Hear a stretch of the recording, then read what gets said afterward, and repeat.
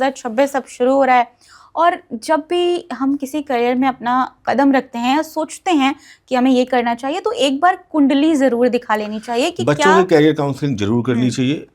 और मेरे हिसाब से ये आपके बच्चे के लिए एक तरीके से वरदान है कि आपने उसको सही जगह अलाइन कर दिया, नहीं तो वो बच्चे में भटकाव की स्थिति रहेगी। वो करना कुछ चाहता है, आप उसे कुछ और कराना चाहते हो, डेस्टिनी कुछ और करना चाहती है, सब कंफ्यूज है। तो एजुकेशन के मामले में बहुत उपयोगी रहती है। आप नव वर्ष की बात कर रही है, तो नव वर्ष जैसे पिछली बार जो राजा थे वर्षेश थे, सूर्य थे। इस वर्ष 2026 जो आपका वर्ष आएगा, यहाँ पर मैं न्यूमरोलॉजिकली नहीं बता रहा हूँ, मैं यहाँ पर चैत्र शुक्ल प्रतिपदा के हिसाब से 19 मार्च को जिस दिन पहला दिन होगा उसको वर्षेश कहते हैं। तो गुरु जुपिटर आपके इस पूरे साल को गवर्न करेंगे। जुपिटर का जब आपका प्रभाव रहेगा 2026 पर, तो ये कहीं ना कहीं शिक्षा के लिए बहुत बढ़िया है। ऐसे जितने लोग जो कंसल्टेंसी एडवाइजरी रिलेटेड काम कर रहे हैं उनके लिए बहुत बेहतर स्थितियां रहेंगी 2026 में। जो लोग ये एस्ट्रोलॉजी या धर्म कर्म के काम है, ये आप देखेंगे 2026 में इसका प्रभाव ऊपर रहेगा, शुभ रहेगा। तो ऐसे लोग इस वर्ष जो इस तरीके के जितने जहाँ पर उनका ब्रेन यानी दिमाग ही एक प्रोडक्ट है, वो इस वर्ष ज़्यादा राइज करेंगे या इस सेक्टर में आपको ज़्यादा ग्रोथ मिलेगी। जुपिटर को भी हम शेयर मार्केट के लिए देखते हैं, तो शेयर मार्केट के लिए भी मार्च के बाद से थोड़ा सा समय ठीक होगा। अभी मार्च तक जो सिचुएशन है शेयर मार्केट में ये स्विंग्स वाली है, ठीक है, ये ऊपर नीचे अप डाउन लगातार कर रहा है। गोल्ड को लेके हमने अगर देखा 2025 में, जो कि हमने जब मैंने 70-72 हज़ार पे प्रेडिक्शन की थी कि ये बहुत आगे जाएगा, 1.5 लाख तक जाएगा, ऑलमोस्ट अभी गया भी है, थोड़ा सा अभी वापस आया है, लेकिन ये फिर मार्च के बाद से गोल्ड का रेट बढ़ेगा। और मैं कह रहा हूँ कि जो 2026 की दिवाली है वहाँ पर हर हालत में गोल्ड मिनिमम 150 टच करना ही चाहिए या उससे ऊपर ही जा सकता है, बट ये मिनिमम बेंचमार्क है जो भी अक्टूबर नवंबर में 2026 की दिवाली है। तो गोल्ड को लेके एक अच्छी प्रोजेक्शंस है। सर गोल्ड की बात की आपने कि 150 तक टच हो जाएगा दिवाली 2026 तक, तो ये प्रेडिक्शन है, एक बड़ा प्रेडिक्शन है। और शेयर मार्केट की अगर हम बात करें तो क्या कोई ऐसी स्पेसिफिक राशि है या फिर जिनको इन्वेस्ट नहीं करना चाहिए, मेष हो गया या कोई भी ऐसी राशि जिन्हें थोड़ा सा शेयर मार्केट से इस साल बचना चाहिए इन्वेस्टमेंट? देखिए, आपका प्रश्न बहुत सामान्य है और आपने बिल्कुल अच्छे से पूछा है, लेकिन मैं सभी को बताना चाहूँगा कि राशियों के चक्कर में मत पड़े। 65 करोड़ लोगों की एक ही राशि होती है।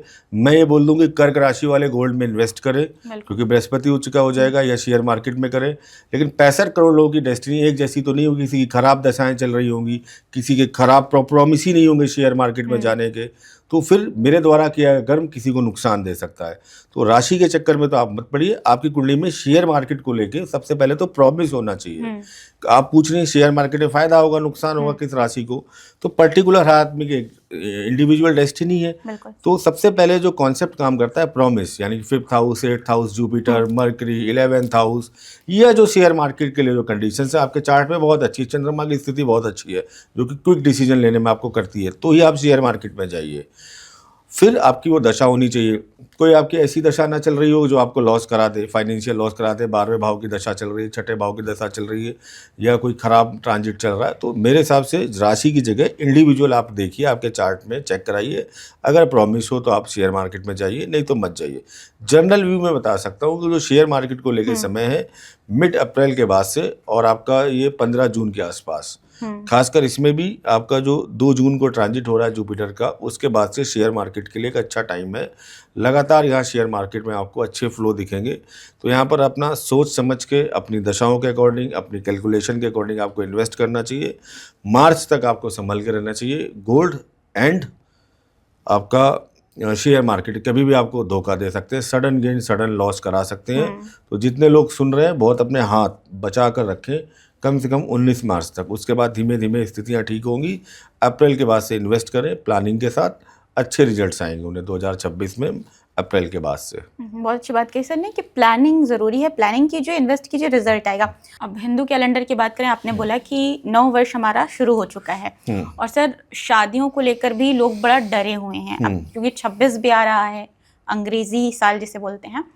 तो शादियों में जब हम कुंडली मिलाते हैं या फिर आपने बताया कि यहाँ से हम देखते हैं शादी को लेकर, तो क्या ऐसी चीज़ें देखनी चाहिए, क्या ऐसी चीज़ें करनी चाहिए जिससे शादी हमारी थोड़ी सक्सेसफुल हो, वो बता दीजिए, क्योंकि जो शादी का प्लान कर रहे हैं इस साल या फिर अगले साल जो करने वाले हैं उनको थोड़ी आसानी हो। देखिए, शादियों में जो सबसे ज़्यादा खराब चीज़ है जिसकी कोई आवश्यकता नहीं है या जिसको बहुत प्राइमरी या फाइनल नहीं मानना चाहिए, वो है अष्टकूट मिलान।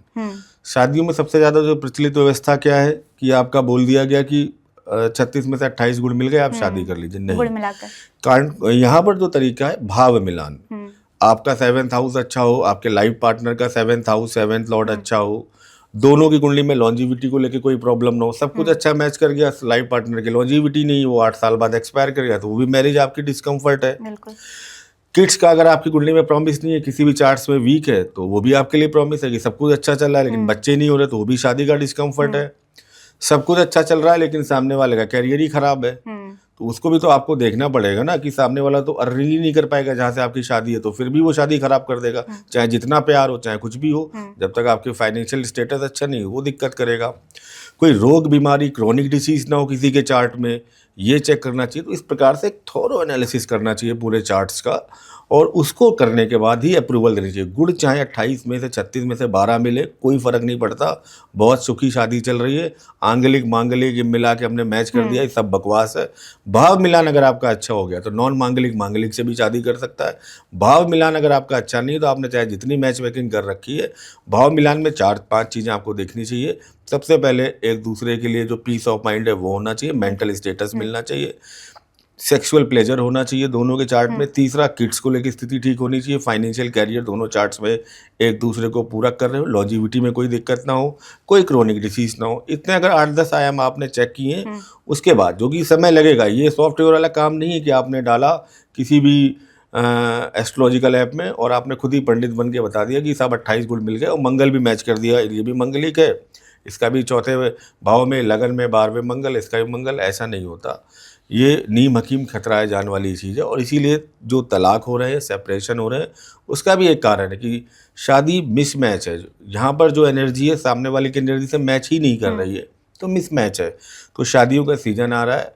सबसे पहली चीज़, अगर आप इस पोजीशन में हैं कि भाव मिलान या कुंडली मिलान कर सकते हैं तो करें, और अगर आप इस पोजीशन में नहीं है, अब आप किसी के साथ प्रेम संबंधों में हैं कुछ वर्षों से और आपको शादी करनी है, देखो, तो मैं उन लोगों को कहूँगा जिन लोगों के लिए ये कंडीशन है कि उन्हें शादी करनी है, कोई ऑप्शन नहीं है, तो बिना इधर उधर का ध्यान लगाए दोनों कुंडलियाँ भगवान विष्णु के सामने समक्ष रख दें और बोले कि इसमें जो भी गलतियाँ या अरिष्ट है उनका नाश करें, और विवाह के पहले विष्णु सहस्त्र नाम का पाठ और हवन कराएं इस प्रार्थना के साथ कि इन दोनों कुंडलियों के अरिष्ट को समाप्त करें और बिना मैच मेकिंग के ईश्वर का नाम लेके आगे बढ़े, जब आपके पास ये कंडीशन ना हो कि आपको मैच मेकिंग करवानी पड़ रही है। क्योंकि आजकल लोग कुछ ज़्यादा प्रैक्टिकल हो गए हैं, और अब ये भी एग्जाम्पल दिए जाते हैं कि बहुत से ऐसे धर्म हैं जहाँ पर कुंडली मिलान तो नहीं होती लेकिन फिर भी शादी होती है और सक्सेस हो जाती है। तो ये एक मैथमेटिकल डेटा है। क्या सिख रिलीजन में नहीं मानते कुंडली, तो क्या वहाँ डिवोर्स नहीं होते? होते हैं। बिल्कुल। आपका क्रिश्चियंस नहीं मानते तो क्या उनका डिवोर्स नहीं होते? या तो आप ये बोल दो कि जहाँ कुंडली नहीं मिलेगी वहाँ कभी डिवोर्स ही नहीं हुआ, ऐसा नहीं हो सकता। तो नहीं मिला रहे, हो सकता है उनकी ऑलरेडी मिली हो जिनके नहीं हुए, आप ये मानिए, और जिनके टूटे हैं उनकी नहीं मिली।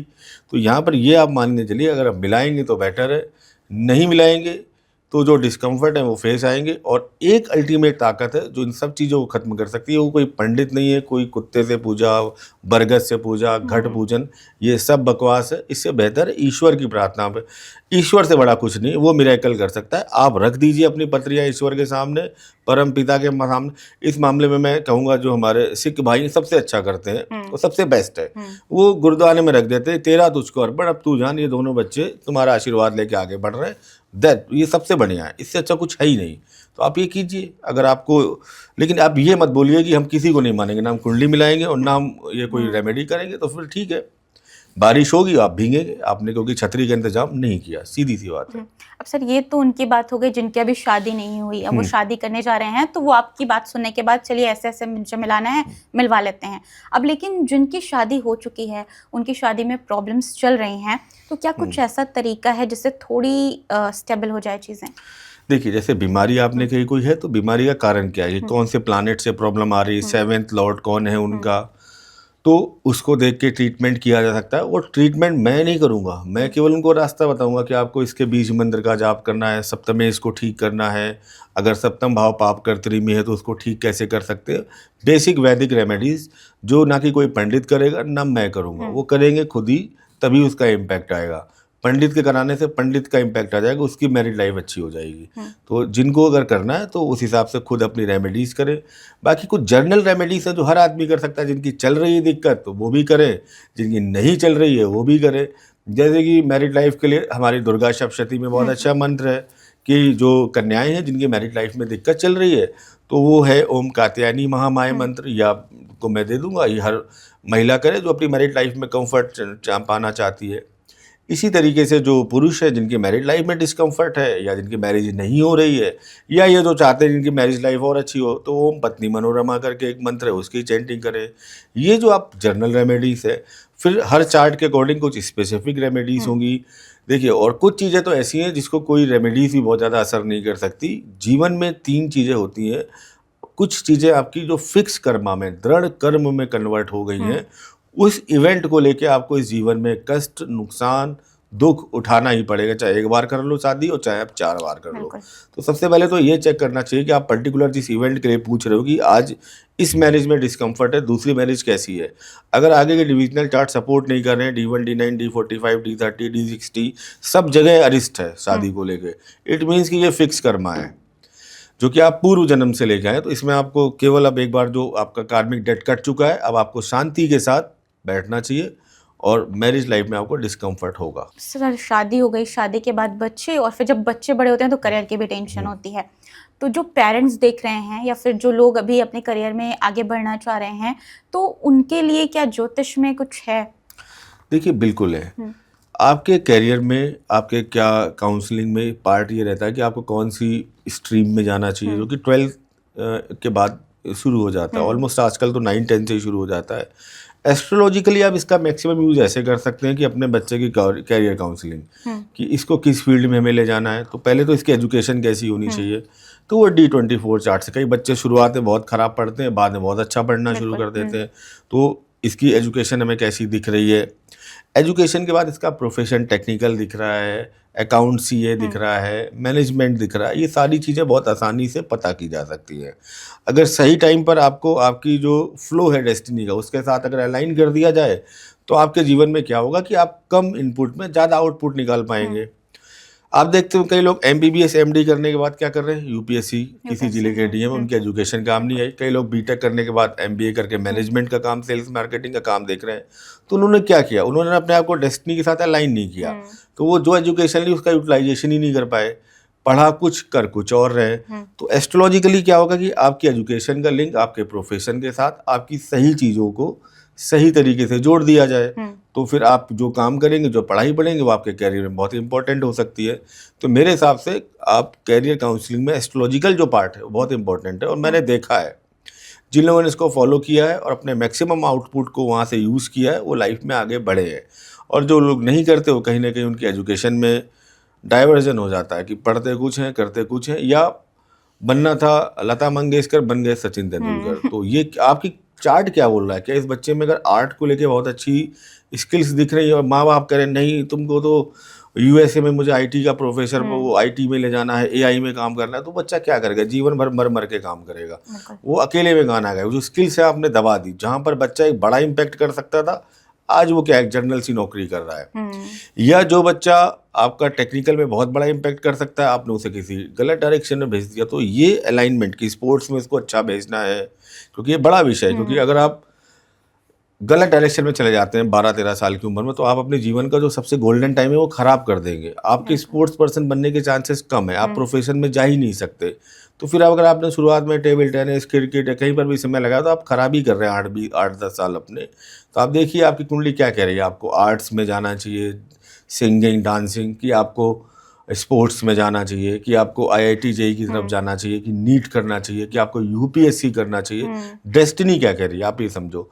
जब आप डेस्टिनी का प्रॉमिस यानी जो पहली की है उसने सपोर्ट कर दिया, यानी कि जो डेस्टिनी ने आपको इस काम के लिए सपोर्ट कर दिया, अब इसमें आपको केवल 2 की लगानी, एक अपनी मेहनत की और एक प्रार्थनाओं की। तो एक इवेंट को होने के लिए 3 चाबियां लगती है। पहला डेस्टिनी का सपोर्ट होना चाहिए, फिर उसके लिए आपको मेहनत करनी चाहिए, फिर उसके लिए आपको प्रार्थनाएं करनी चाहिए।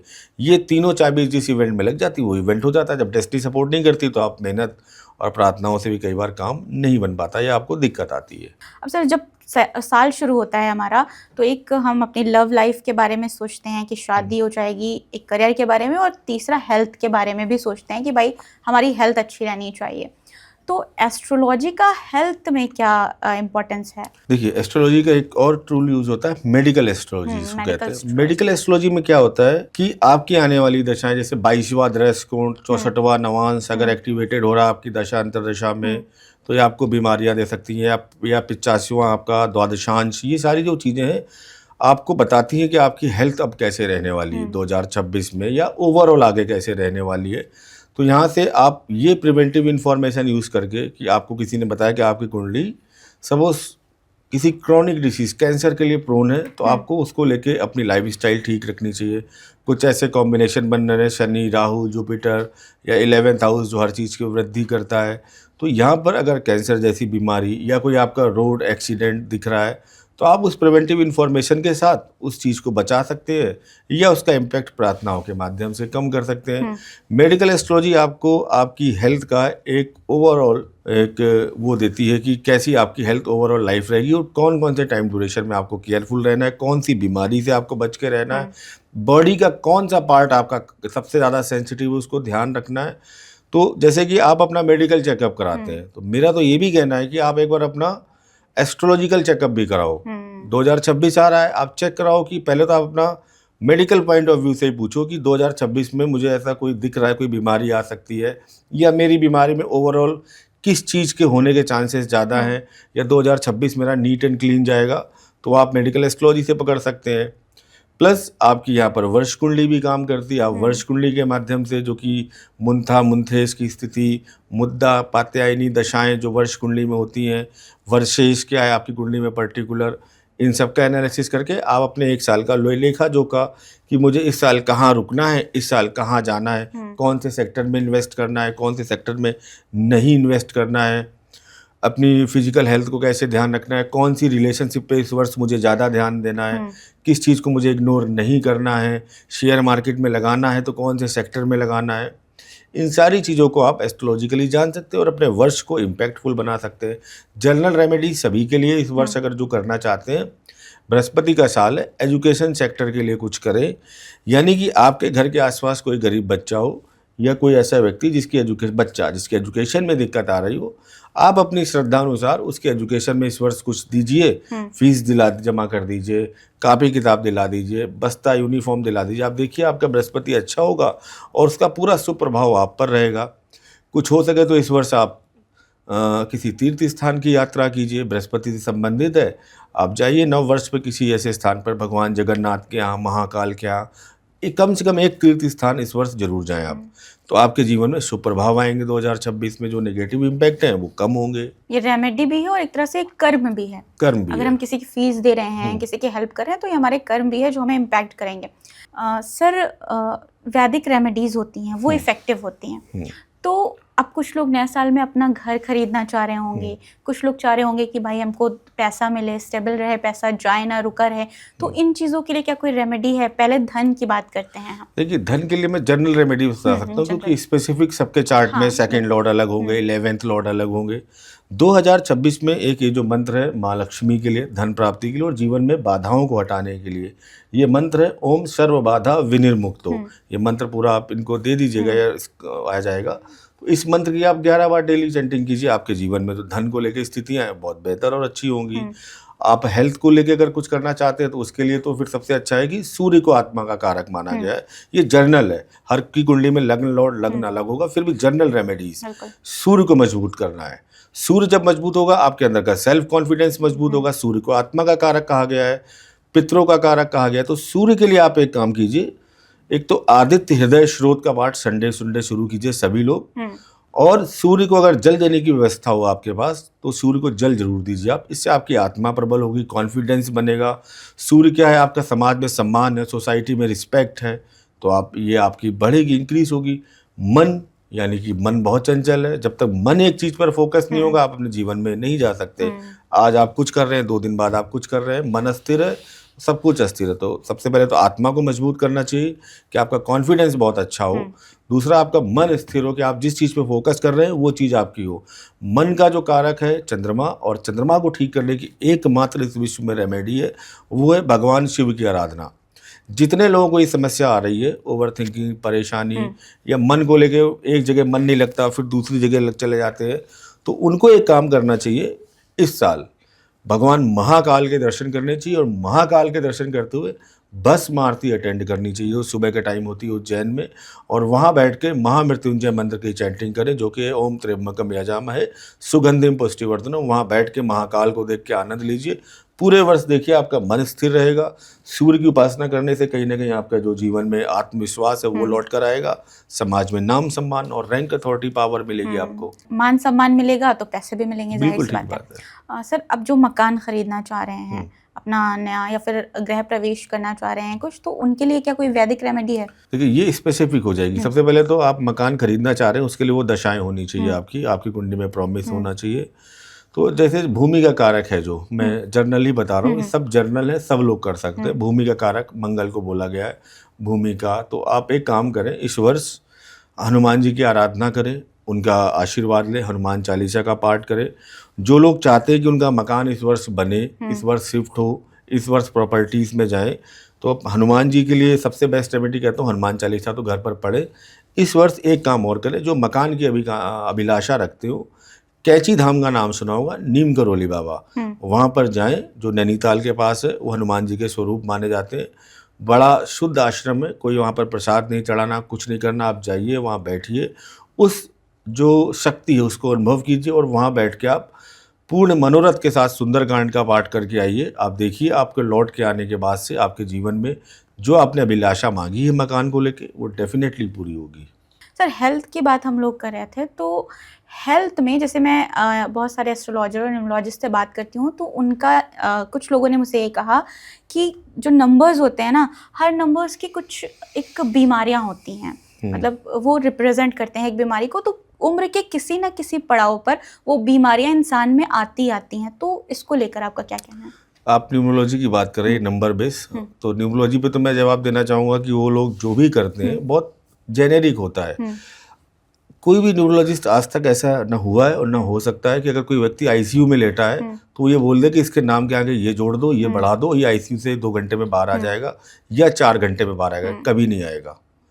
हाँ, एक एस्ट्रोलॉजर जरूर कर सकता है। मैं इसलिए नहीं कह रहा हूँ कि मैं एस्ट्रोलॉजी करता हूँ, मैं इसलिए कह रहा हूँ कि वो आपकी दशाएं कौन सी चल रही है, कौन सा प्लानेटरी पोजीशन ने आपको ऐसा कर दिया है कि आप इस चीज़ में है, तो वो आपको उसकी रेमेडी बताएगा कि आप महामृत्युंजय मंत्र करिए, खुद कीजिए। अगर वो करने लायक है व्यक्ति, अगर वो इस कंडीशन में कर सकता है, खुद करे, नहीं तो उसका परिवार का कोई मेंबर करे। अगर ये चीज़ें जो ग्रह आपका पीड़ित कर रहा है उसकी शांति कीजिए आप बीज मंत्रों की सहायता से, वैदिक रेमेडी से, तो उसका प्रभाव आता है। प्लस बहुत सारे ऐसे एलिमेंट होते हैं जो ये भी बता देते हैं कि व्यक्ति इस बीमारी में कितना सफ़र करेगा, आने वाला कौन सा प्रत्यंतर दशा है, कौन सी सूक्ष्म दशा है, कौन सी अंतरदशा है। आउटकम दशाएं बता देंगी कि व्यक्ति यहीं पर सफ़र करेगा कि बाहर निकलेगा। इम्प्रूवमेंट कैसे करना है, वो वैदिक रेमेडी से आप इम्प्रूवमेंट कर सकते हैं। कोट चक्र का यूज़ करके आप बता सकते हैं कि ये वापस आएगा कि यहीं पर जाएगा। तो वैदिक एस्ट्रोलॉजी में तो बहुत सारे टर्म्स हैं। आप मुझे न्यूमरोलॉजी में या टैरो में कहीं पर भी आप बता दो कि आप कोई ऐसी रेमेडी कर दो कि ये व्यक्ति को ये बीमारी है, ये करने से ठीक। उनकी रेमेडी करोड़पति या एक्स तक वापस लाने की होती है, जो कि जेनेरिक है।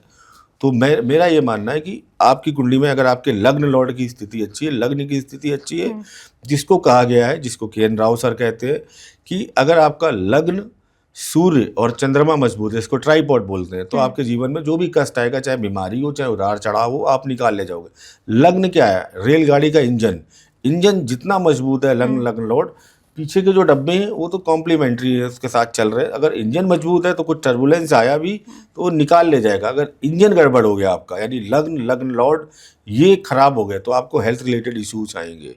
आपकी कुंडली में 6, 8वें, 12वें का प्रभाव ज़्यादा आ रहा है, कहीं ना कहीं लग्न के साथ लग्न पीड़ित हो रहा है बुरी तरीके से, मेलेफिक इन्फेक्ट में, तो कुंडली देख कर ही एक एस्ट्रोलॉजर बता देगा किसी बच्चे की आप लेके आओ, चाहे वो जितने साल का होगी, इसको कौन सी बीमारी चल रही होगी, या इसको डेफिनेटली बर्थ के टाइम ये दिक्कत आई होगी, या इसको ऑटिज्म की दिक्कत दिख रही है। अब ऑटिज्म है जैसे, तो ये जैसी बीमारियां मैं रोज बहुत सारे चार्ट्स देखता हूँ, वो देख कर ही पता चल जाता है।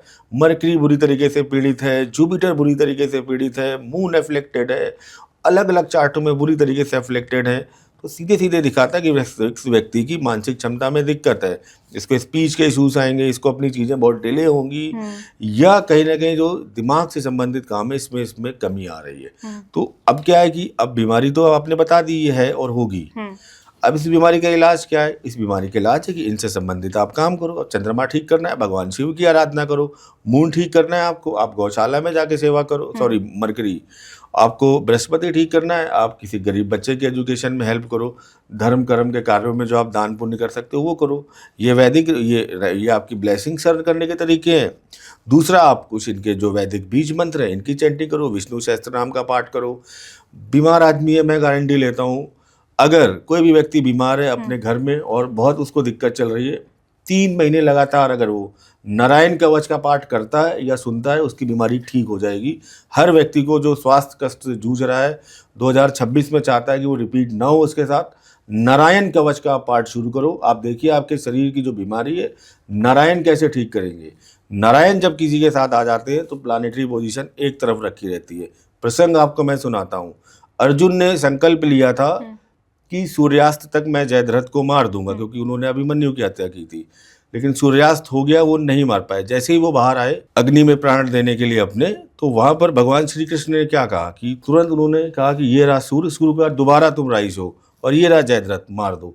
तो जब नारायण आपके साथ हो जाएंगे तो फिर आपके जीवन का अरिष्ट या जितनी प्लानिटरी कॉम्बिनेशन है, एस्ट्रोलॉजर चाहे जितनी बकवास करे कि ये नहीं होगा वो नहीं होगा, सब कुछ होगा। तो आप नारायण को साधिए, नारायण आपके साथ है तो आपके जीवन में हर काम शुभ, मंगल और बेहतर होगा। नारायण तभी साथ होंगे जब आप जीवन में शुभ कार्य करेंगे, शुभ कर्म करेंगे। उन्होंने अर्जुन को भी ललकारा कि शस्त्र त्याग मत करो, कर्म तो तुम्हें करना पड़ेगा, भले मैं तुम्हारे रथ पर बैठा हूँ। तो नारायण ये आपसे भी चाहेंगे कि आप अपना काम करो, वो जो होगा मैं देख लूँगा। आप पहले अपना काम तो करो, बिना आसक्ति के, बिना राग द्वेष के, बिना भय क्रोध के, बिना लाभ हानि के, बिना सुख दुख के आप अपना काम करो, रिजल्ट मुझ पे छोड़ दो। जब आप ऐसी फीलिंग के साथ काम करते हैं और साथ में कुछ अच्छे काम ब्लेसिंग्स अर्न करते हैं तो डेफिनेटली नारायण आपके साथ होगा, आपके जीवन को बदलेगा, आपके जीवन के अरिष्ट कष्ट नुकसान सब खत्म करेगा। जब हेल्थ की बात होती है सर, तो लोग थोड़ा सा इतना ध्यान नहीं देते उस पर। आपने कहा कि कुंडली से ये पता चल जाता है, तो इससे कुछ लोगों को बड़ी बड़ी बीमारियां होती हैं, मान लेते हैं कि कैंसर हो गया या और भी कुछ बीमारियां, तो वो भी क्या कोई भाव होता है जो हमारी कुंडली में कहीं पर, मतलब कोई ग्रह कहीं पर बैठ रहा है किसी भाव में, तब ये बीमारी होने के चांसेस होते हैं? हर बीमारी के लिए पर्टिकुलर कॉम्बिनेशन है। मानसिक बीमारी के लिए मैंने आपको जैसे बताया, फिर आपको जो क्रोनिक डिसीज है उसमें कहीं ना कहीं कैंसर जैसी बीमारी में राहु का इन्वॉल्वमेंट आएगा, या तो जुपिटर को एफ्लेक्टिव कर रहा होगा, या सैटर्न को 11th हाउस के साथ रिलेशन बना रहा होगा जो कि वृद्धि का भाव है। कुछ पर्टिकुलर कॉम्बिनेशन है, अगर वो रिपीट हो रहे हैं बार बार, तो अब आपको एक चीज़ तो समझ जानी चाहिए कि आपकी कुंडली इस बीमारी के लिए एकदम प्रोन है, उसमें डीएनए है आपके अंदर इस बीमारी को होने का। एस्ट्रोलॉजर बोलेगा इस दशा में इस समय आपको ये बीमारी होने की संभावना है, आप एक काम करो, अभी से अपनी हेल्थ का ध्यान रखना शुरू कर दो। तो अब आपके पास प्रिवेंटिव इन्फॉर्मेशन है, तो डेस्टिनी तो आएगी, मैंने कहा। तो उस समय क्या होगा, वो बीमारी बहुत हल्के से होकर निकल जाएगी। जिस चीज़ में आपको सर्जरी की आवश्यकता लग रही थी वो मेडिसिन से ठीक हो जाएगी, और आप इसके साथ जो ग्रह आपको पीड़ित कर रहा है उसके लिए वो आपको मंत्र बताएगा, आप उनकी चैंटिंग कीजिए, आपके जीवन में लाभ आएगा। तो ये प्रिवेंटिव इन्फॉर्मेशन का बहुत ज़्यादा जीवन में इस्तेमाल करके आप अपनी हेल्थ को बेहतर कर सकते हैं, कैरियर को बेहतर कर सकते हैं। बस इन इन्फॉर्मेशन के साथ आपको अपनी डेस्टिनी को लिंक करना है और अपने कर्मों का जो प्रभाव है उसको ऊपर करना है, क्योंकि इसके बिना कुछ नहीं होगा। एक जैसे अगर कोई अपनी कुंडली अपनी हेल्थ के लिए दिखाना चाहे, जो हमें देख रहे हैं, अब वो ये सोचे यार हमारे क्या ही होगा, ऐसा कुछ नहीं है, तो क्या कुछ ऐसे कॉम्बिनेशन बनते हैं ग्रहों के जिसे देखकर वो थोड़ा सा अवेयर हो जाएं और तुरंत जाके एस्ट्रोलॉजर से बात करें? जैसे मेंटल स्ट्रेस की मैं बात करूँ, कई लोगों को depression, over thinking, anxiety, hormonal disease, impulsiveness या बहुत ऐसी चीज़ें होती है जो मानसिक बीमारियां दिखाती है, तो उनकी कुंडली में पाया गया है कि मून जरूर पीड़ित होगा। जो भी लोग देखें जिनको ये समस्या दिखती है वो देखें मून या तो राहु केतु एक्सेस में होगा, मून डेबिलेटेड हो रहा होगा, कुंडली के 6, 8, 8th हाउस में जा रहा होगा, तो उनको कुछ पीसीओडी पीसीओएस के इशूज़ हो सकते हैं, थायराइड के इशूज़ हो सकते हैं, उनको कई बार ओवर थिंकिंग बहुत ज़्यादा करेंगे, कोई भी चीज़ उनके पास आएगी उसको अगर उनके फेवर में तो ठीक है, नहीं तो उनको डिप्रेशन, इम्पल्सिवनेस बहुत होगी। ऐसे ही लग्न लॉर्ड 8th हाउस के साथ कनेक्टेड हो गया है, खराब नक्षत्रों में, या किसी बालक का जन्म गंडमूल नक्षत्रों में हो गया जो 6 नक्षत्र होते हैं, तो ये सब स्वास्थ्य के लिए हानिकारक है। तो इनको चेक करके आप अपनी चीज़ों को बेहतर कर सकते हैं अगर आपके पास। हाँ, हालांकि सब्जेक्ट टू डिटेल्ड एनालिसिस है, मैं यही कहूँगा केवल किसी एक कॉम्बिनेशन को मान के आप ये मत माने कि ये आपका फाइनल कॉम्बिनेशन है। एस्ट्रोलॉजी बहुत डेप्थ में जाने वाली चीज़ है, तो केवल मैं ये नहीं कहूँगा आप एक चीज़ को मान लो और बोलो कि मुझे कैंसर हो गया, तो वही बात हो गई कि आपने गूगल में डाला, उसमें लिखा कि कैंसर जब होता है तो व्यक्ति को चक्कर भी आ सकते हैं, सर भी घूमेगा, तो ऐसा तो नॉर्मल फीवर में भी हो सकता है। तो कोई भी अगर बीमारी या कुछ आपको देखनी है तो किसी योग एस्ट्रोलॉजर से चेक कराएं जब आपको आवश्यकता लगे। तो बीमारियों को लेकर या फिर तरक्की को लेकर, करियर को लेकर स्टोन्स पहनने के लिए, जो रत्न होते हैं उन्हें पहनने के लिए एस्ट्रोलॉजर्स बहुत ज़्यादा सजेस्ट करते हैं, लेकिन बड़ा कन्फ्यूजन भी रहता है सर। कोई ये बोलेगा कि चांदी में पहन लो, कोई ये बोलेगा सोने में पहन लो, कोई बोलता है डायमंड पहन लो तो तरक्की हो जाएगी, तो ये कितना इम्पैक्टफुल होता है? हाँ, जो लोग रत्न पहनते हैं वो ध्यान से सुने, उन्होंने जो भी रत्न पहन रखा है उसको उतार के फेंक दें, क्योंकि रत्न अपने आप में जेम्स एक मिथ्या है, एक छलावा है, और ये बिल्कुल रेगिस्तान की मरीचिका की तरह है कि आपको एक धोखा देने वाली स्थिति है कि आपको रत्न पहनने से आपके कर्म बदल जाएंगे। अगर रत्न पहनने से कर्म बदलते किसी के तो अर्जुन को युद्ध नहीं करना पड़ता, राम को वनवास नहीं जाना पड़ता। आपके जीवन में जितने बड़े लोग हुए कुछ नहीं करें, पैसा इकट्ठा करें खूब सारा कहीं से और अच्छे रत्न पहन लें, जीवन कंफर्ट हो जाएगा। नहीं, ये संसार कर्म का संसार है, बिना कर्म किए कुछ नहीं होगा। कर्म प्रार्थना ही आपको आगे बढ़ाएंगी। जेम्स या जो रत्न है ये टोटल मैं बोल रहा हूँ फर्जी है, फेक है। कोई भी मुझे लाके दिखा दे एस्ट्रोलॉजी में, कहीं पराशर ने लिखा हो कि ये रत्न आप पहन लेना, भृगु ऋषि ने कहीं लिखा हो ये रत्न पहन लेना, या किसी भी क्लासिकल बुक में सर्वार्थ चिंतामणि, शारावली, मानसागरी, वृहत पराशर होरा शास्त्र, वृहत जातकम, जितनी किताबें, कहीं पर अगर एक वर्ड आप ला के दिखा दो कि किसी ऋषि ने कहा है कि आपका बृहस्पति खराब है तो आप पुखराज पहन लो, बुध खराब है पन्ना पहन लो, चंद्रमा खराब है मोती पहन लो, ये मिलावट है, इससे बचे, दूर रहें। न सोने में पहने, न चांदी में पहने, न हीरे में पहने, पहन रखा है उतार के फेंक दें। अपने जीवन में अपने पुरुषार्थ कर्म को बढ़ाएं, ईश्वर से प्रार्थना करें तो ही कल्याण होगा, नहीं तो आप ऐसे ही झूठे छलावे में आगे पीछे जी रहे थे इतने साल से, आगे भी जीते रहेंगे, कुछ भी परिवर्तन नहीं होगा। तो नया साल शुरू हो रहा है, एक नई जानकारी आपको मिल रही है कि रत्नों से थोड़ा दूर रहें, रत्न पहनने से कुछ बदलने वाला नहीं है। सर, जब नया साल शुरू होता है तो हम एस्ट्रोलॉजर के पास भी बहुत से लोग भागते हैं। अब कुछ लोग हैं जिनके पास कुंडली नहीं है, या फिर वो कब जन्म हुआ उनका वो नहीं है, डेट नहीं है, कुछ के पास टाइम नहीं होता अगर डेट होता है तो वो क्या करें? देखिए, इसमें बहुत सारे ऑप्शंस हैं। आप देख रहे होंगे कि ऐसे लोग फिर टैरो की तरफ जाते हैं। बिल्कुल। वो 52-55 जितने पत्ते हैं उससे आपका भविष्य निकालने की कोशिश करते हैं। ये 400-500 साल पुराना है। टैरो से भी ज़्यादा जो ऑथेंटिकेटेड हमारे पास है वो है हमारी प्रश्न कुंडली, प्रश्न मार्ग, जो कि पराशर और 5000 साल पुराना है। आप प्रश्न कुंडली के माध्यम से किसी भी व्यक्ति के प्रारब्ध की जानकारी आपको मिल सकती है, जिस समय वो आपसे प्रश्न करने आया। आप मुझसे प्रश्न करने आई, आपके पास कोई डिटेल नहीं है, आप मुझसे प्रश्न करने आई, या आप ये भी कर सकती है प्रश्न कुंडली में कि आप क्या प्रश्न करने आई वो भी रिफ्लेक्ट हो जाता है। आप शांत बैठ जाइए और पूछिए कि मेरा प्रश्न हो क्या सकता है प्रश्न कुंडली के अकॉर्डिंग। सपोज शुक्र दिख रहा है, 7th हाउस का रिफ्लेक्शन आ रहा है, तो स्त्री संबंधित कोई प्रश्न हो सकता है, कोई रोग संबंधित प्रश्न हो सकता है। तो प्रश्न शास्त्र के अलग अलग आयाम है कि ये रोग संबंधित प्रश्न का है, आंसर क्या होना चाहिए। अगर कोई व्यक्ति अपने रोग को लेके पूछता है, कोई व्यक्ति अपने विवाह को लेके पूछता है, जर्नल कार्य सिद्धि के भी कुछ नियम होते हैं, जैसे कि चंद्रमा को कहा गया बीज है, ये जितना बेटर है प्रश्न कुंडली में, जब आप पूछना है नवांश अच्छा है, तो ये सारी चीज़ें आपकी अलाइन करके आपके प्रश्न का आंसर दिया जा सकता है। ये टैरो से ज़्यादा ऑथेंटिकेटेड है और पुराना है, प्राचीन है, सनातन है। अगर आप देखें तो इस प्रश्न मार्ग का हल्का फुल्का रिफ्लेक्शन आपको महाभारत में मिलता है, जिसको बोलते हैं ना पासे से करते थे। तो ऐसे बहुत सारी टेक्निक्स है, लेकिन यहाँ पर एस्ट्रोलॉजिकली में विशुद्ध, जैसे ही आप आए मेरे पास तो आपकी जो जन्म कुंडली है ये बताती है आपके प्रारब्ध को कि आपको क्या मिला है। प्रश्न कुंडली बताती है उस प्रारब्ध को आपने कितना बनाया है, कितना बिगाड़ दिया है। तो अब आपका प्रारब्ध आपका दिख रहा है, आप कैरियर को लेके पूछने हैं, अगर अलाइनमेंट सही नहीं है 10th हाउस मीन्स कि आपका कार्य की सिद्धि नहीं होगी। आप विवाह को लेके पूछने हैं, विवाह होगा कि नहीं होगा, चलेगा कि नहीं चलेगा, वहाँ पर आपका लग्न खराब आ रहा है, शीर्षोदय लग्न होना चाहिए, केंद्र में शुभ ग्रह होने चाहिए, चंद्रमा की स्थिति शुभ है, ऐसे बहुत सारे कॉम्बिनेशन वो बन रहे हैं तो आपके कार्य की सिद्धि होगी। सप्तम भाव अच्छी स्थिति में दिख रहा है, शुभ ग्रहों का प्रभाव आ रहा है, तो आपने जो मैरिज रिलेटेड सवाल पूछा है वो पूरा होगा, कंप्लीट होगा। खराब आ रहा है तो नहीं होगा। तो प्रश्न शास्त्र भी उतना ही प्रमाणिक है जितनी आपकी जन्म कुंडली। जिनके पास और जो अच्छे एस्ट्रोलॉजर है वो दोनों चीज़ें करते हैं। आपकी जिनकी प्रश्न कुंडली हो चाहे ना हो, वो जन्म कुंडली भी लगाते हैं, प्रश्न कुंडली भी लगाते हैं। प्रश्न कुंडली से आप ये तक लगा सकते हैं कि सामने वाले की इंटेंशन क्या है, क्या वो किसी कुटिलता के साथ आपसे सवाल पूछने आया है, उसके मन में क्या चल रहा है, उसके भाव क्या है। क्योंकि कई लोग केवल ऐसे ही कुटिलतावश जाते हैं एस्ट्रोलॉजर को चेक करने, तो वहाँ पर भी कुछ ऐसे कॉम्बिनेशन है कि आप जान जाएंगे ये व्यक्ति श्रूड है, धूर्त है, और इसके मन में जो सवाल है अपनी डेस्टिनी ज़्यादा जानने से ज़्यादा एस्ट्रोलॉजर को चेक करने हैं।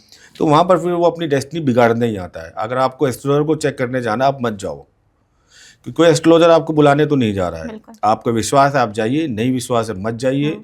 और जो कह रहा है इस टाइम, भले वो इंडिविजुअल कुछ हो, लेकिन उस टाइम वो एक दैवज्ञ है, ब्रह्म की स्थिति में है, आपके प्रारब्ध को पढ़ रहा है, उसके साथ छेड़छाड़ मत कीजिए।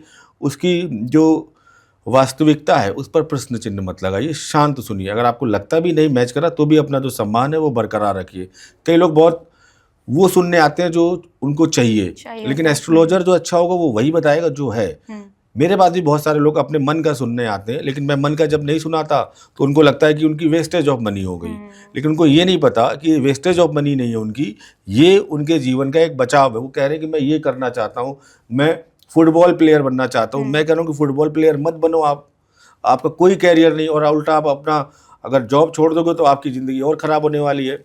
तो फिर क्या है, उनको लगेगा कि इसने मुझे मना कर दिया। उनको ये नहीं पता कि उनका कैरियर उसने बचाया है। ठीक है, तो यहाँ पर आपको अगर एस्ट्रोलॉजर कुछ बोल रहा है, आपकी मन की बात नहीं कर रहा है, तो ज़्यादा अच्छा एस्ट्रोलॉजर है।